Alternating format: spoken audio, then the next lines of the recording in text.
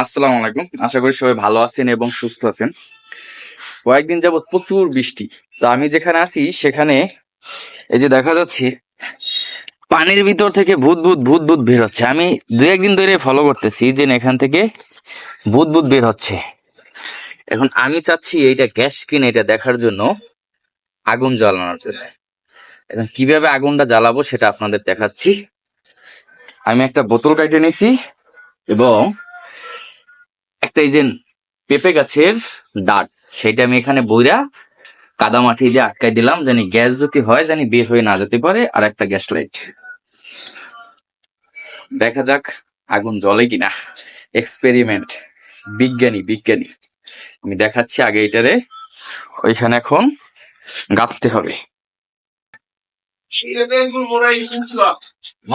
শক্ত মাটি লাগে, শক্ত মাটি লাগে। এই দেখুন, এই ফায়ার কর দেখছে, ওই আগুন জ্বলে।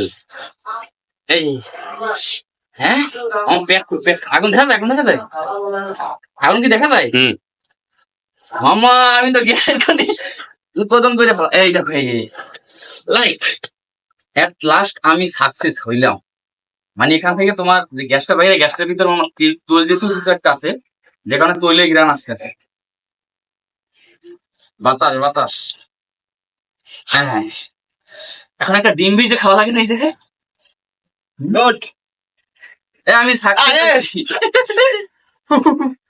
এট লাস্ট আমার এক্সপেরিমেন্ট কাজে দিছে, এখান থেকে গ্যাস উঠতেছে। এই যে দেখেন আমি জ্বালাইছি, এই পেঁপে গাছের ডাট দিয়ে জ্বালাই দিছি পানির ভিতরে, চুপ চুপ করে জ্বলতেছে। এখানে শক্ত মাটিদের আরো জ্বলতে, কারণ মাটিটা হচ্ছে বালু মাটি, নিভে গেছে। আবার একবার জ্বালানোর চেষ্টা করি। এই শক্ত মাটির কারণে, মানে এই নরম মাটির কারণে হলে জ্বলতেছে না, কারণ সাইড থেকে গ্যাসগুলো বের হয়ে যাচ্ছে। হা হা।